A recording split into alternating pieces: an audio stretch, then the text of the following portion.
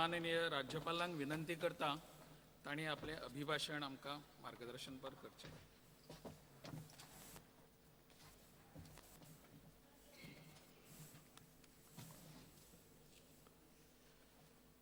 Honorable Mr. Speaker and honorable members, it gives me immense pleasure to address the first session of 2013 Legislative Assembly of the state.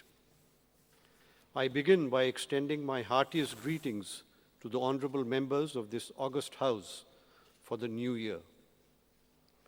I also wish to convey my good wishes and season's greetings to the people of this beautiful state through this august House.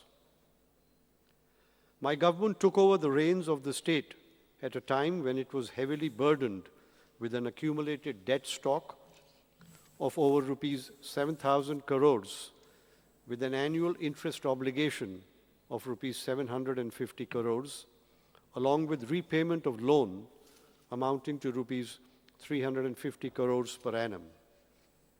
In addition to this, the previous government had left behind a current liability of rupees 1,500 crores. Despite such inherited crippling legacy, my government has introduced a number of innovative welfare measures. The government from day one has been untiringly making efforts to address the issues and problems facing the people which remained unattended in the past. I assure this august House that my government will not spare any efforts which can retrieve the economy, state, as well as its administration from its moribund status. As you're aware, my government has committed through its budget pronouncement the concept of zero tolerance towards corruption, both at the political and bureaucratic level. My government has been pushing for appropriate solutions and actions to make the system move towards zero corruption level. The efforts include establishing and functioning of the Lokayukt and strengthening of vigilance and anti-corruption departments. My government has, with a lot of persuasion with the central government, obtained the assent of the Honorable President on the Lokayukt bill, and the act to that effect has already been notified. The necessary infrastructure required to make the office of Lokayukt functional has been kept ready and the required manpower approved. On the matter of appointment of Lokayukt, the shortlisted name has been referred to the Chief Justice of the High Court of Bombay, and my government expects the office of Lokayukt to become functional by the end of March. As regards strengthening of the vigilance and anti-corruption departments, the manpower deficiency is being addressed on priority along with other infrastructural requirements. During the initial period of my government, we have taken up cases of indiscipline, misappropriation, and embezzlement of funds, and defrauding the government with a criminal intent by the politicians and government officials, in order to cleanse the system from corruption. I assure that more such cases will be identified by my government and referred to anti-corruption branch for investigation. The process has been initiated to file criminal complaints against those who have defrauded the state by illegal mining, which was exposed by the Public Accounts Committee and the Justice Shah Commission.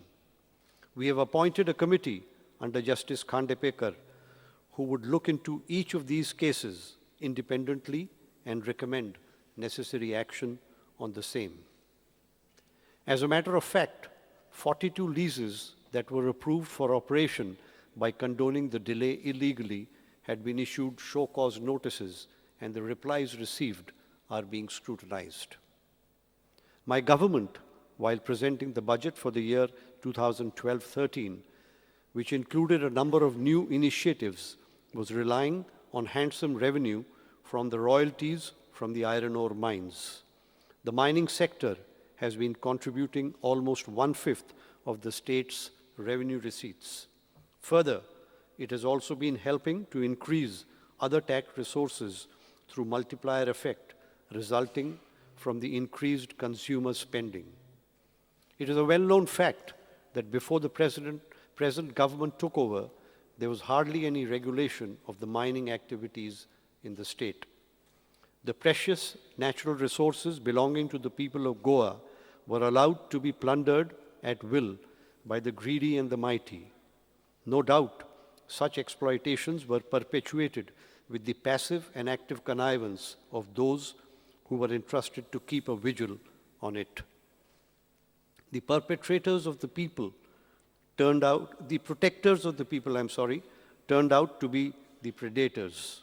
The mantra was, exploit by any means as much and as long as you can.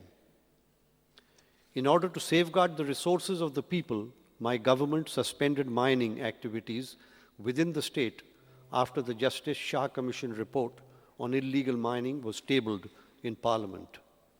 This was done with an intention to restart legally permissible mining activities within a period of 2 to 3 months after addressing the issues of illegalities and the environmental damages. This was to be achieved through a process of cleansing the regulatory apparatus and whipping it into ship shape. Before the government could do it, the interim directive of the Honorable Supreme Court of India to stop all the mining activities was received, and the entire process came to a grinding halt. As a result of this, the government was helpless even in restarting legally permissible mining activities. Needless to say, it resulted in a downturn in the economy, severely affecting income and livelihood of a large number of people. Banks, especially the cooperative banks, are burdened with huge debts, threatening its very existence, besides causing shortfalls in the revenue collections of the state. Innocent people of the state are being made to pay for the misdeeds of the few. My government is fully conscious of the fact that mining is one of the most important economic activities and driving force of the state's economy. Despite the setback, my government is committed to restart legal and well-regulated mining operations in the state at the earliest. As a first step in this direction, the government has informed and indicated to the central government that mining is an essential and important economic activity, and that the intention of the state government is for early commencement of legal mining operations. The closure of mining has brought about direct and indirect economic losses to the state. The direct loss on mining royalty is to the tune of rupees 1,000 crore per annum approximately, and the indirect loss is to the extent of rupees 450 crores, which could have found its way to the government treasury had there been no reduction in the disposable incomes of people by virtue of cumulative spending effect. More than 1 lakh people who are engaged in mining activities, directly and indirectly, have become jobless. Needless to mention, the family members of those people too have been severely affected. The total number of people impacted by the closure has thus been close to 3.5 lakh. The total loss to the economy is over rupees 20,000 crores, given the production and export levels achieved during the financial year 2011-2012. As a small but significant step towards amelioration of the mining-affected people, the government intends to come up with a rehabilitation package. If you may recollect, the budget speech of the Honorable Chief Minister for the year 2012-13 had clearly spelt out that 60% of the revenue earned from mining would be committed for infrastructural needs and other requirements of the mining-affected areas. Due to the closure of mining, the requisite resources are not available for the purpose. In spite of this, my government proposes to invest heavily on the infrastructure in the mining belt and work on devising special schemes to provide relief to those who have been rendered jobless. The infrastructure that we intend to build will have a necessary component of at least 30% locally procured materials, manpower, supplies, services, and contracts, which should induce economic growth. My government has already created 400 permanent posts of forest guards for deployment in the forest areas, which covers 50% of the land mass. My government also intends to provide monthly cash compensation between rupees 3,000 to rupees 6,000 to those who are employed in mining-related activities and are rendered jobless.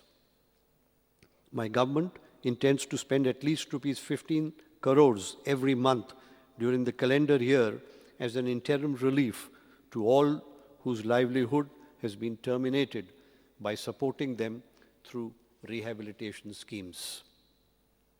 My government, having committed to resume legal mining without damaging the ecological balance, would like to ensure minimum impact on the economy. The government is committed that no stone shall remain unturned in supporting the impacted people for building their livelihoods afresh. We are proactively deliberating with the banks that have lent their funds to the barge and truck operators to reschedule their loans. We are also concerned about the cooperative sector banks for their heavy exposure to the mining sector. The issue of non-productive assets and restructuring has been raised with the Reserve Bank of India for their consideration. We are in touch with the Honorable Prime Minister and the Union Finance Minister to allow a special financial package to the state for supporting the rehabilitation of mining-impacted population. My government inherited a number of uncompleted infrastructural works undertaken by the Public Works Department and Goa State Infrastructure Development Corporation. Many works were lagging behind the scheduled timeline due to non-payment of bills. The pending bills amounted to more than rupees 1,500 crores in various sectors. We have already cleared the liability to the tune of rupees 1,000 crores during the past 9 months.